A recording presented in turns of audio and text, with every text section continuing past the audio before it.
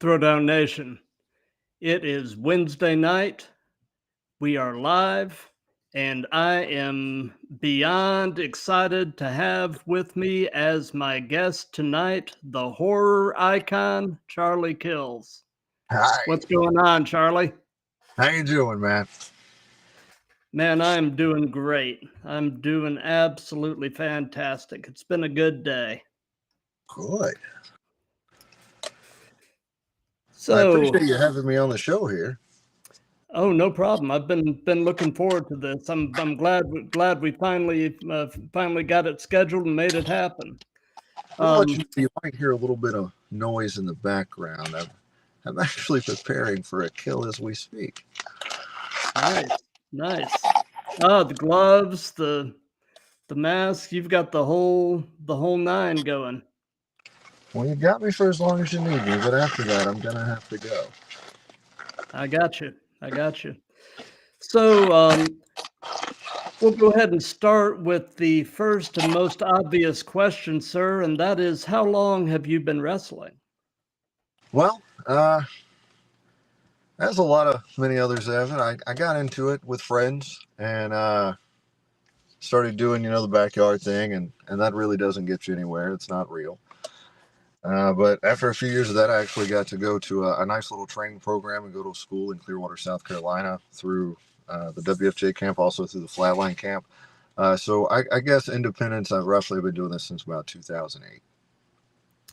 Nice, nice. So you've been doing it definitely long enough that you're not a rookie, but you've still got some good years ahead of you.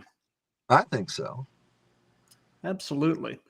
So, something that we do in all of these, and I didn't have the chance to tell you about this before we go live, is we play something called the speed round game.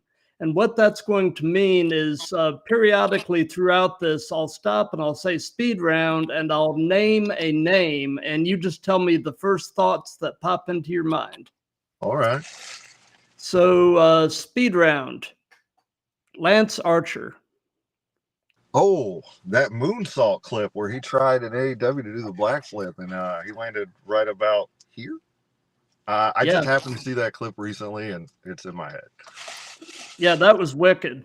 I mean, I held my breath for that one. I was like, please get up, please get up, please get up. yeah, please don't die. Yeah, that was gnarly for sure. So, so when you were going through training, who actually trained you? Honestly, two different camps. I went through a Flatline Championship Wrestling camp. I do apologize. And Grayson and Dan were their head trainers. I learned a lot from Brandon Parker. He kind of took me on the road a little bit. And those were kind of the first couple of people to start. After that, went on the road with Tim Blackman. He runs IWE out of Augusta right now. Yeah, He was running a pretty good camp back then. nice, nice. So, what would you say was the most challenging part of your initial training? I know that training is a never-ending thing, but what was the most challenging part initially? I'm going to be completely honest. I was never what you'd call a jock or a physical person when I was younger. Really, the contact, getting used to getting in there with another person that wants to do harm, and understanding that contact is okay. You get used to getting hit. That's a weird thing to say, but you get used to the pain, and after a while, it's actually kind of nice. Yeah, so after a while, pain becomes pleasure, or You could say that motivation at least. gotcha, gotcha. So, have you been a lifelong fan of this stuff? And was there a point where you knew you kind of wanted to try to make a go of this? I'm gonna be honest. I was 6 years old. I was sitting on the floor of my dad's house. I was watching Super Brawl 2. The match was Brian Pillman versus Jushin Thunder Liger. Mm-hmm. And that was it. I looked back at my dad. I said, Dad, I want to be a pro wrestler. And When I was 18 years old, he gave me the opportunity to help me achieve that goal. He let me build a ring at the house to work out in. He also helped me in assisting getting to where I needed to be to find further training when it was time for that as well. So I was very early on welcome into the wrestling world. The toughest part though is getting hit. Gotcha. Yeah, actually, your parents actually reached out to me on Instagram, and I can tell they're very proud of you. And dad's very supportive. That's a good thing. So, speed round. Speed round. Bray Wyatt. Oh, I knew this was going to come up at some point in time. Because of the gimmick that I hold, a lot of people like to ask. I'm going to be honest, it was never a thought. But Bray Wyatt will always be one of the greatest minds to ever step in the business, and there's nothing that can ever take away from that. Right. Right.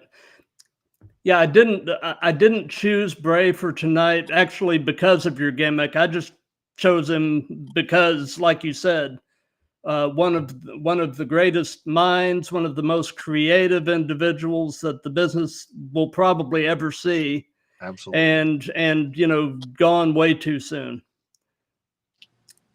But I'm definitely enjoying what Taylor and company are doing right now with the Wyatt Six.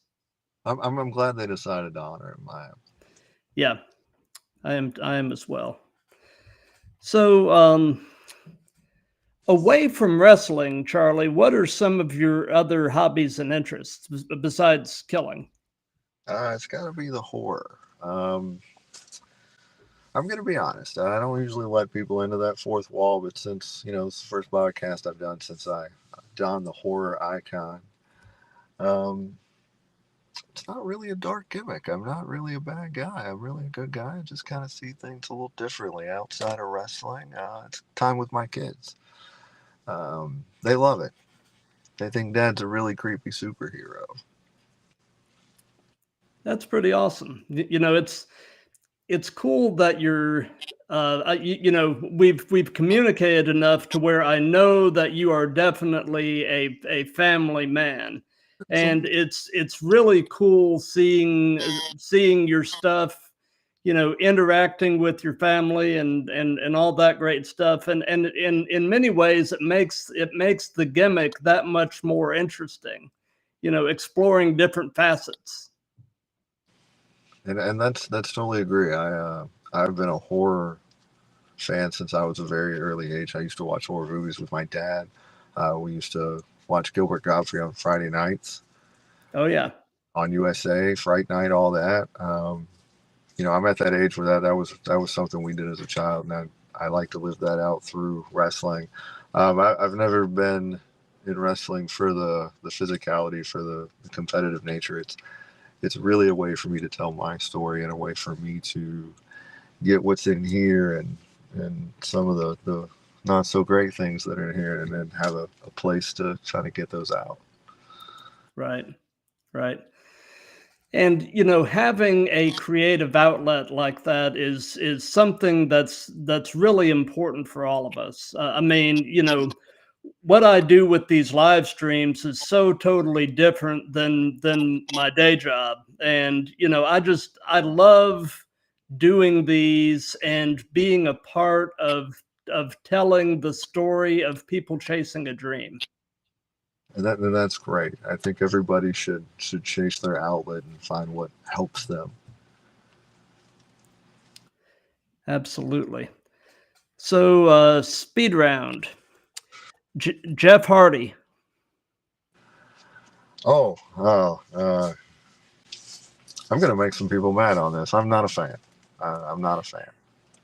I I think Jeff Hardy paved a way for a lot of kids who really like the Hot Topic store to be in wrestling, Yeah, and I don't like any of you. yeah.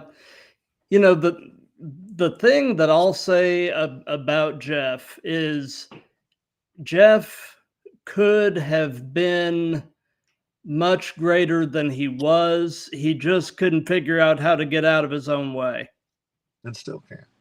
No, no.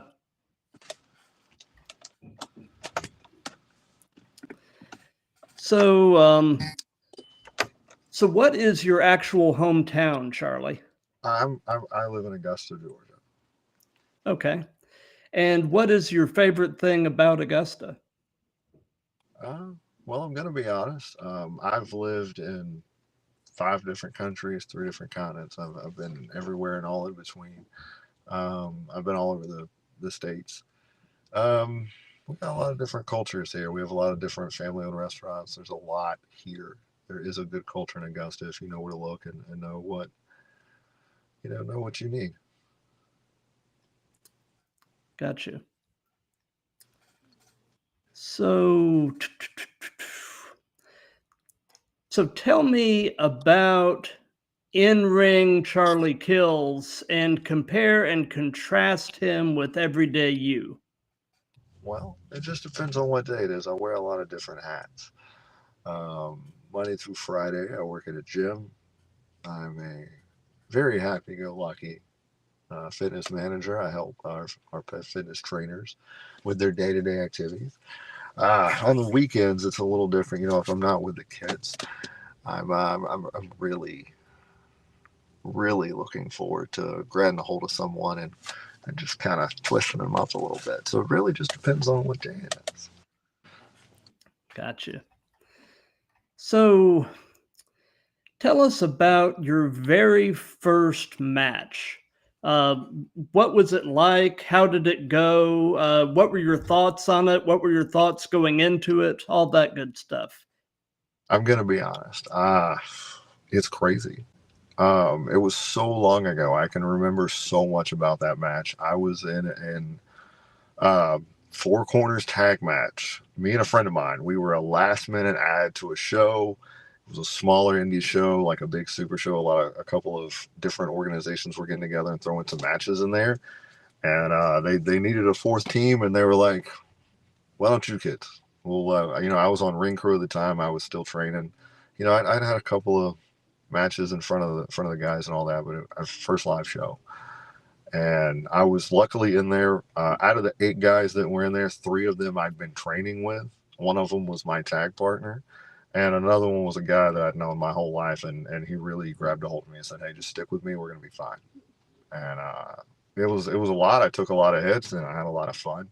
But I can remember everything about that match. Very cool. Speed round. Raven. Oh, undeniably one of the best minds to ever step in the ring. Everybody looks at his promos to study. If you are a fan of wrestling, if you want to tell a story and you're not looking at Raven, then you don't love the business. Exactly. One of the things that I always dug about Raven and his promos were the fact that he would rarely raise his voice.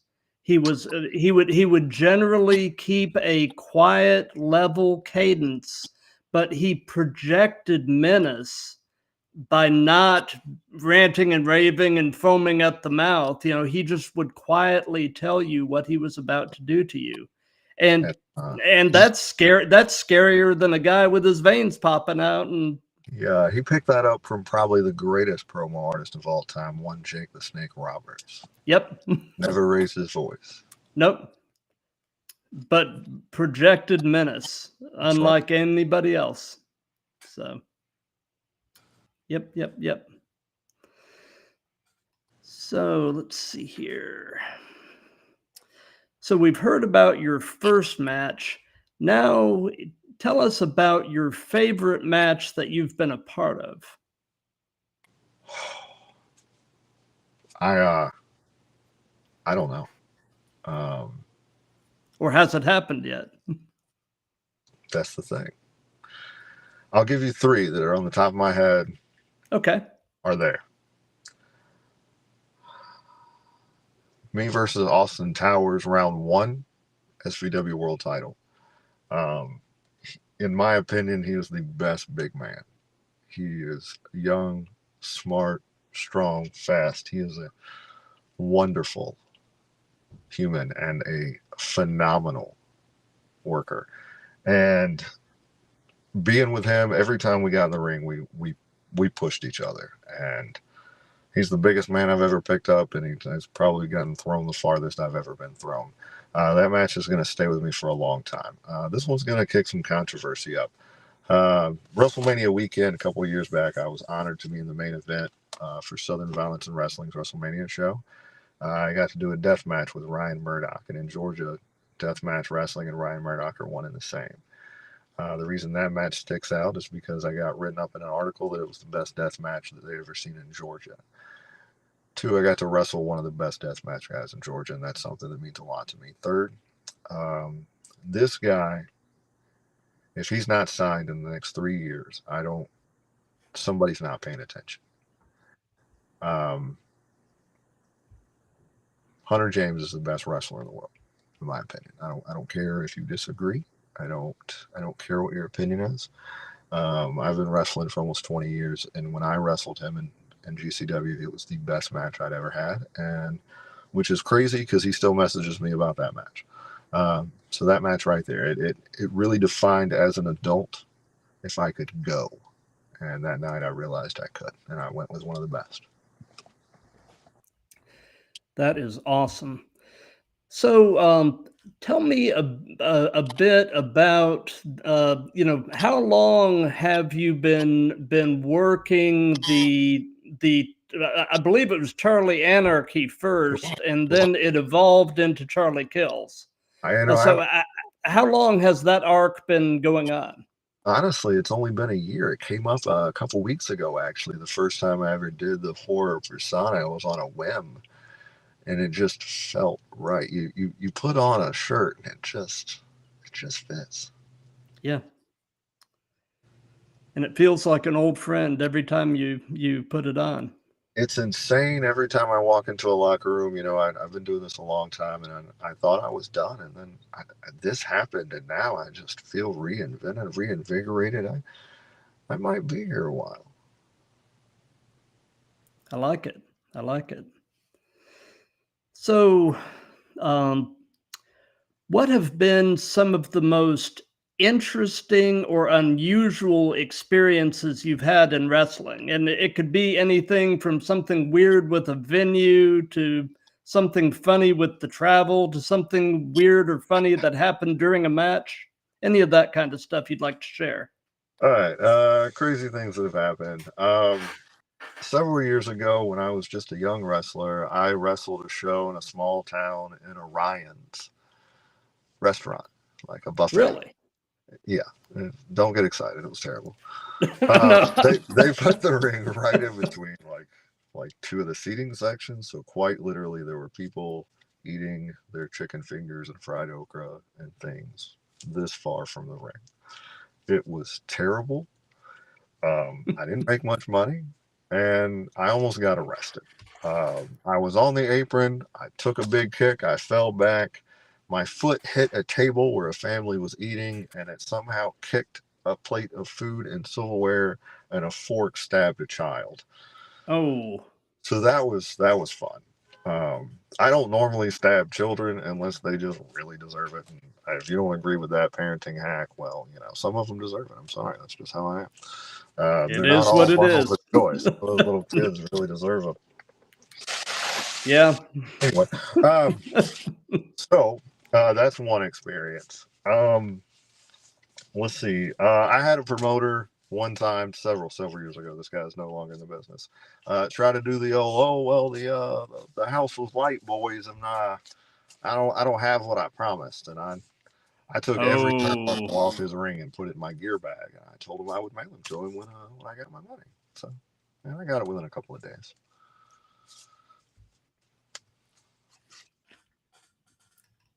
So it's speed round. Karrion Kross, or as he's been previously known, Killer Kross.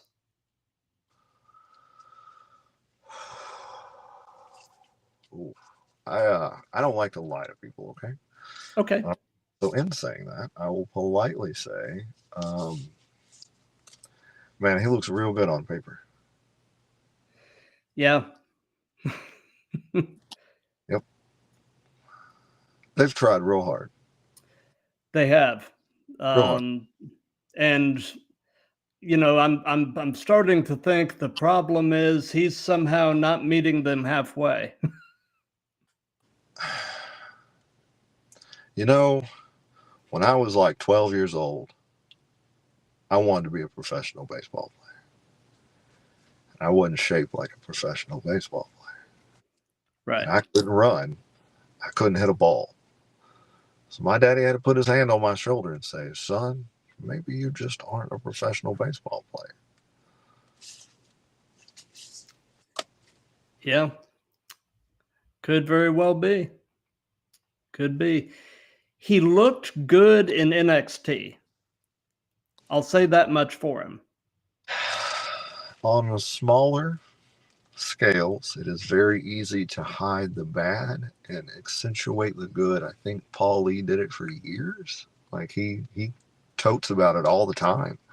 How when you have a smaller vision, you can really play with things. And I think and I was off. If you'd asked me 5 years ago, what do you think Karen Cross? I was like, I want to be that guy. That guy's awesome. He's so cool. And I loved it. And then I think he won the title at NXT, and I was just like, oh, yeah, all right. Because I was really on the bandwagon. I was like all day long. Yeah. Sorry, we have to stay hydrated while we think about killing people. No, I get it, man. I'm sipping on some water myself, so don't worry, it's 0 sugar. I'm a healthy killer. I mean, for me, not for other people. Gotcha. So, what has been the strangest encounter you've had with a fan? Is there a rating on this thing? Like, not really. I mean, don't get too graphic, but I mean,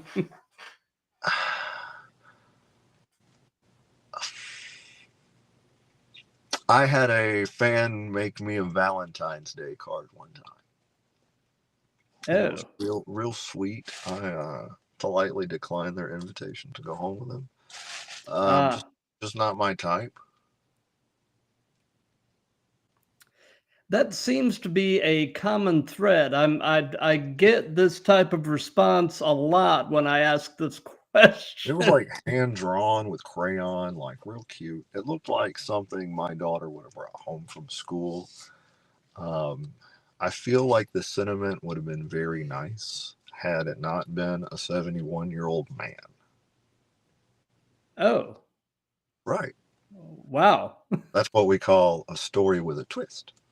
Yes. No doubt. I was not ready for that interaction. No, I can safely say, yeah. It was a weird day. No doubt. That would be one that would kind of stick with you and come to you at 3 a.m. when It was a little weird. Yeah, no doubt. So speed round. Okay. Keith Lee.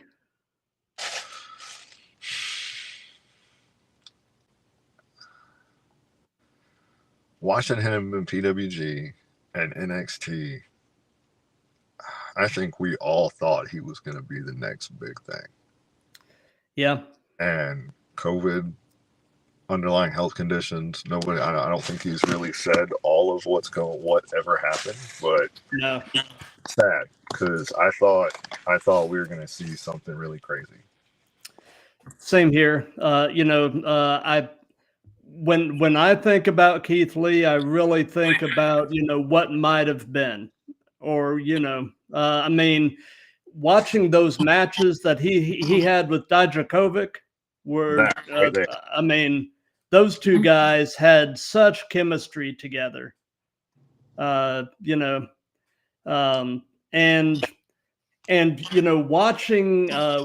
watching him pounce Adam Cole into like the third row of the audience was just insane, like you, I thought he was going to be the man, and unfortunately, like you said, COVID and other health issues has really derailed his train. And And I hate it. I honestly, at this point, really, I don't know if we'll see him again.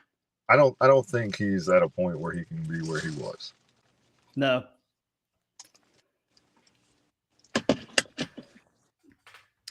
So, can you share an example of a time when you had to completely improvise during a match or a storyline? Absolutely. Okay. It happens more than you think on matches. Mhm. Um, you never know. Sometimes you have a really good thought of the story you want to tell and what you want to, the message you want to give to the fans, and then you get out there and they don't want to hear it. So you gotta play. And Right. I like doing that. So that's not a thing for me. So that's an everyday work occurrence. You just never know. Um, one time it's a video that I post almost every year when it pops up, but about 6 years ago, I completely dislocated my left leg 13 seconds into a match. Mm.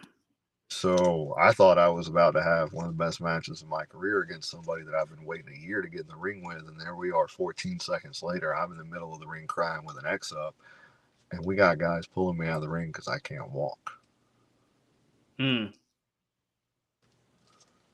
So you never know. This is true. This is true. So, in terms of your in-ring work and your promos, who or what would you say are some of your biggest influences? And it could be wrestlers, pop culture, whatever. What would you say really has shaped you into the Charlie Kills we know today? Obviously it's a huge horror influence. Obviously, I've been watching wrestling since I was a child. There's several people: Jake the Snake Roberts, Stone Cold, um, Mankind. Honestly, reading Mick Foley's books really helped me pull a lot out of where I thought I wanted to be. Um, any promo. Um, what is promo at its greatest point other than dialogue? When you watch a movie and that character you like is really in that moment, they're explaining things and you really understand where they're coming from. Is that not just a promo for what's about to happen next in the film?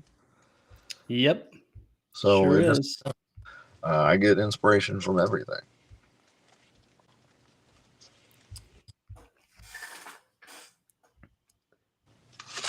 So, do you have an all-time favorite match as a fan? A match that you could have watched a million times and it just never gets old, and there's always something new to glean from it on repeated viewings. I think every wrestler has theirs. I go through spurts. So like I'll like to watch different styles at different times. But honestly, uh, Super Brawl 2 as a pay per view as a whole, that's one. Um, Shawn Michaels and Jericho from WrestleMania. In my opinion, is one of the best matches. Um, there's a match from I think it's Revolver. It's Tommy End, Malachi Black. Tommy Yeah. End versus Hmm. the Sami Callihan, and in my opinion, that's one of the best matches to watch as far as studying timing, how to really lay it in. So it just depends on my mood, but currently that's what I've been looking at a whole lot. Gotcha. Yeah, Tommy End has really, these last several years, been criminally underutilized. It started with Vince. I don't think Vince saw it, and then we get it. Vince sees what Vince wants to see, and then he got cast Right. aside. And then we're not going to go into how I feel about AEW and the oversaturation there. So Yeah. Yep. Yep. Yeah. It's I mean, to me, it is criminal because the guy is so freaking talented and just has not gotten really what he has earned. But No, it is what it is. Speed round. Darby Allin. really, really cool niche. Not my cup of tea. Yeah, I'll agree. He definitely appeals to um, the younger set. Very talented. Uh, but very, very. But yeah, I agree with you. His gimmick is not my cup of tea either. But for the young guys that are into skateboarding and watching Jackass and things like that, that's your guy. I mean, I've loved a lot of matches he's been in. I've him and Joey Janela one time had a great match that I've seen. I mean, he can work with anyone. Like his matches are great. I'm just his gimmick. It's just not mine. gotcha. So, um, and this can be present day or past. Who would be an absolute dream opponent for you? Who would you love to work? Sammy Callahan. I could see you and Sammy having uh, a great story arc. Actually, He's one of my favorites.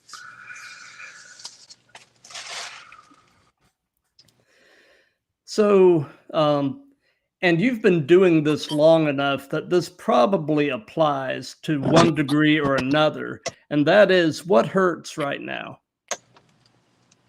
On my body, Yeah. I think it'd be easier to do what doesn't. My back, my neck. I cut my finger this morning, so my finger. How'd you cut your finger?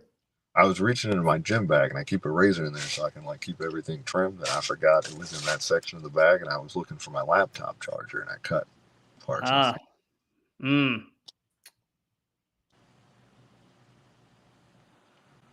So There we go. So, go ahead. Even killers get boo-boos. This is true. What This is is it? true. I thought you were going to say that you cut it on your knife while you were killing, but much dumber. I killed it looking for my laptop charger. well, we all got to cut ourselves some way. Speed round. Matt Cardona. If you are an independent wrestler and you are not watching his ability to navigate the indies and do amazing things, then you're not paying attention. Absolutely.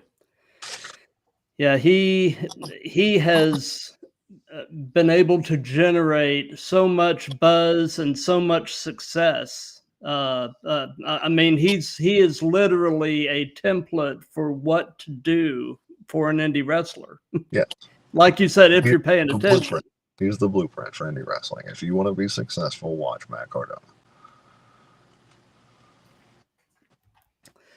So, in general, what are your thoughts on the current state of the business?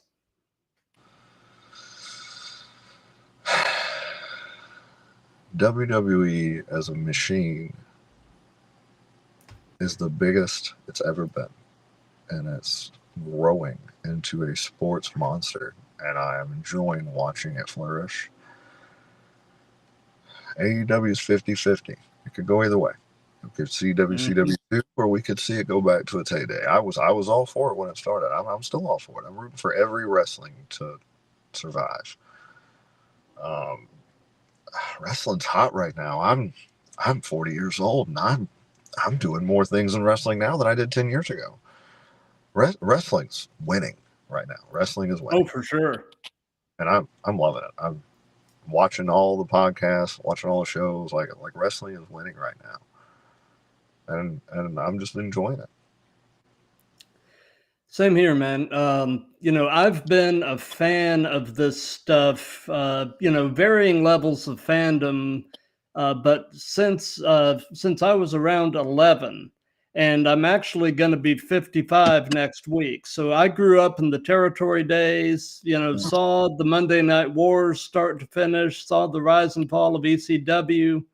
um, you know, and right now is truly one of the most exciting times to be a fan because there is so much wrestling right now.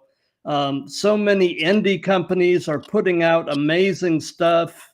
Um, you know, there's almost not enough hours in the week to consume it all. You've got to really be, unfortunately, kind of picky about what you actually watch.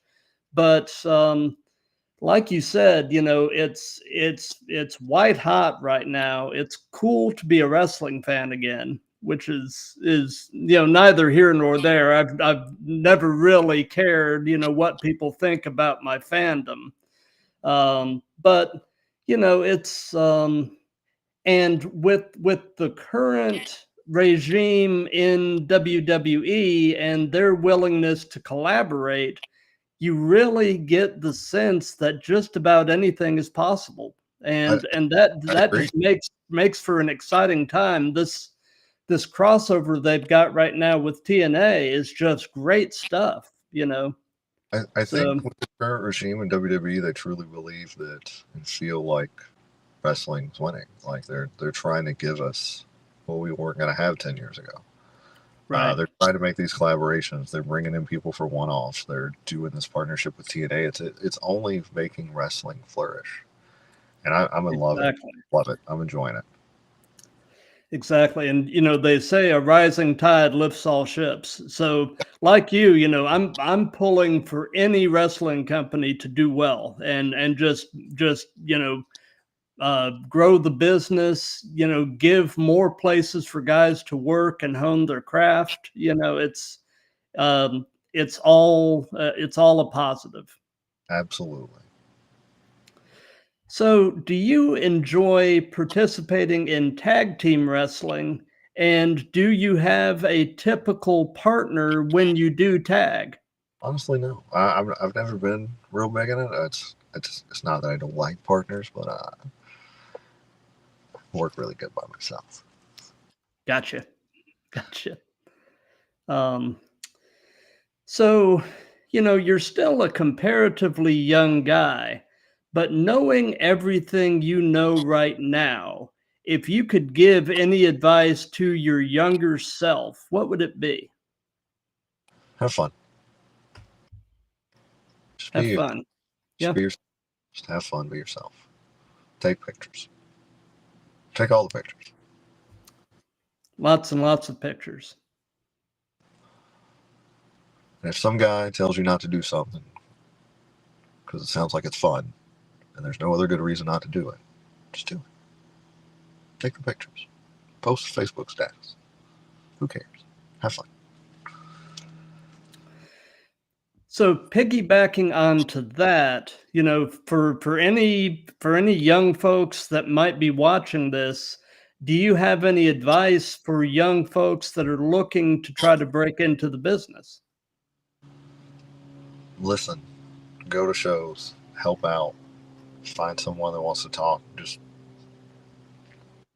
research. Learn about the history. Learn about why it's important. Learn about why we do it. Just be respectful and just listen. Good advice. Listen, be a sponge. All right. Soak it all in. Speed round. Kevin Sullivan.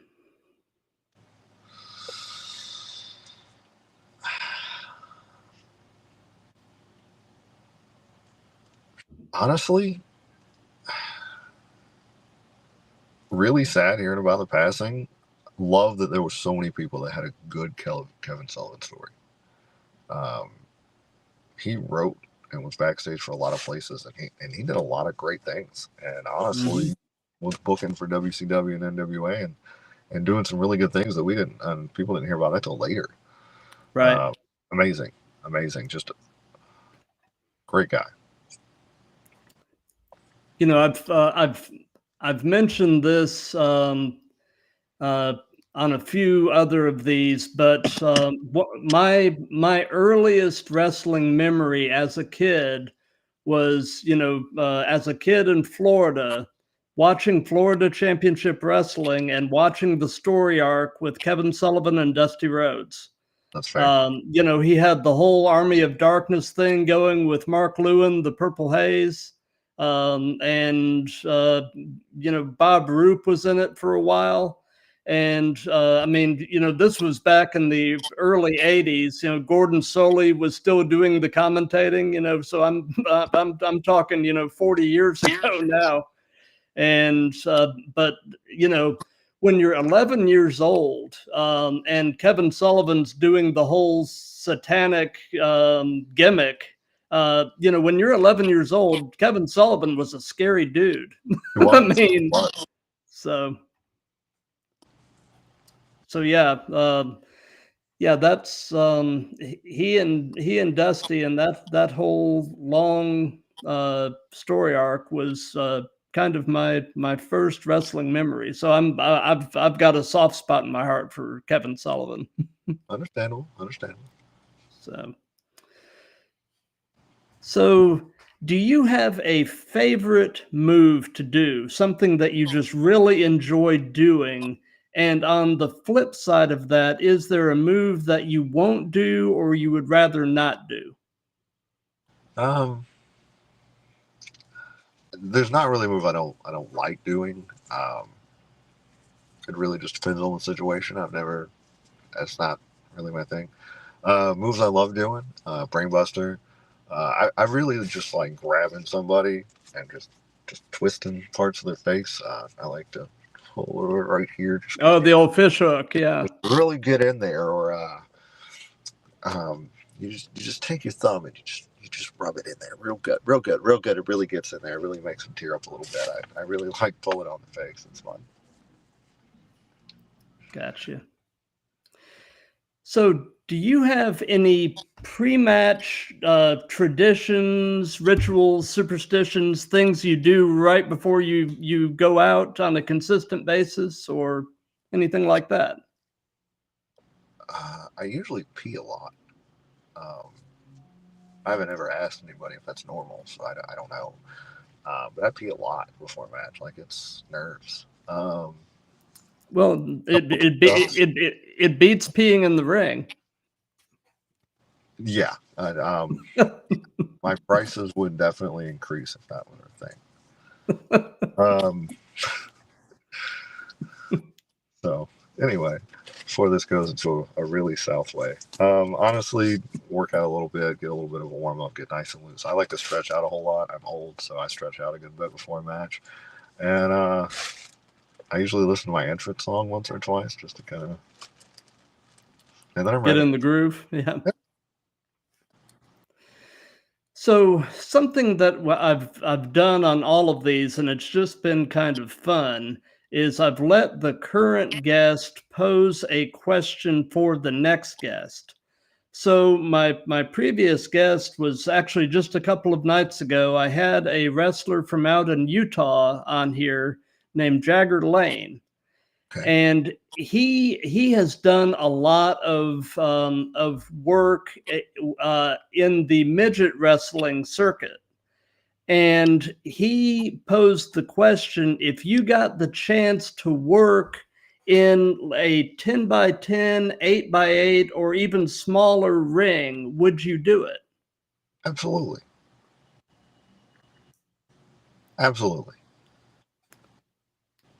Yeah, I think it would actually be kind of fun working in a smaller ring, because you would have to really adapt your style to a smaller environment.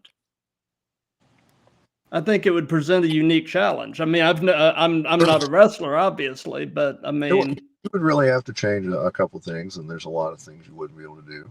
But I think you can make it work. So, since this is a series, do you have a question that you would like to pose to the next guest? And I can go ahead and tell you my next wrestling related guest is going to be a week from tomorrow. I've got a wrestler that's going to be coming on by the name of Jerry Swirls. It doesn't have to be anything particular to him. You may or may not know him, but just a question in general that you would like to pose. Ask him if he's ever shit himself for a match. Okay. I will do that. Okay. Because I want to see somebody ask that question. Okay. How would you answer that? Yes. Yeah. You have? Yeah. It was near the tail end. It wasn't terrible, but it was a little bit. Yeah. Mm-hmm. It wasn't recently. Okay. So let's see here.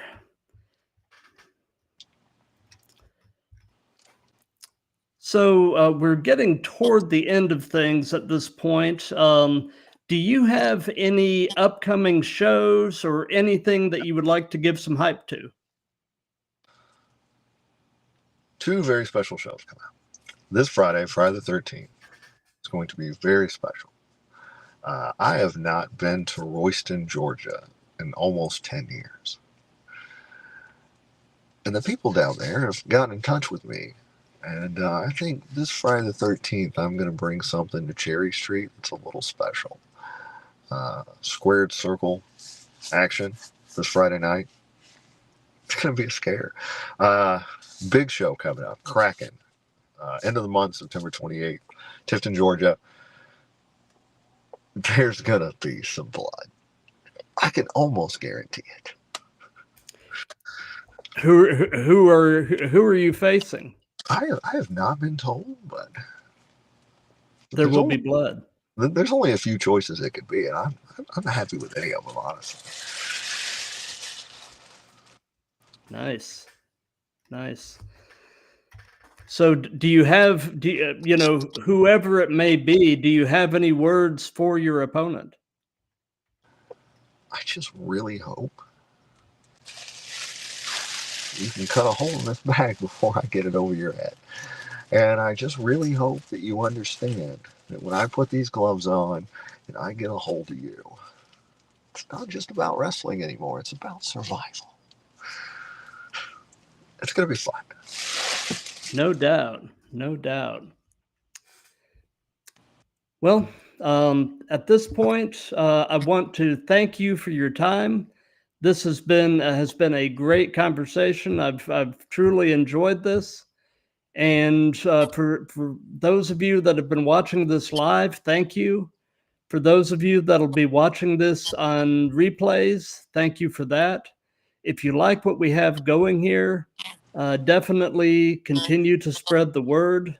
This thing is really taking on a life of its own, and I'm just enjoying being along for a really cool ride. And I will be back actually next Tuesday night with a music related show. I've got actually my monthly new music spotlight show, and I've got 2 bands that have been on previously. I've got A Day in Pompeii, and I've got Novonauts, and they both have new material out, and we're going to be listening to their new stuff and talking about the new songs. And then Thursday, as I said, at 7 p.m. Eastern time, I've got Mr. Jerry Swirls. And then Friday, next Friday night, the 20th, I've got Sterling Silvers. Ooh. So anyway, that's kind of what's coming up. But everybody have a wonderful night, and I will be seeing you next Tuesday.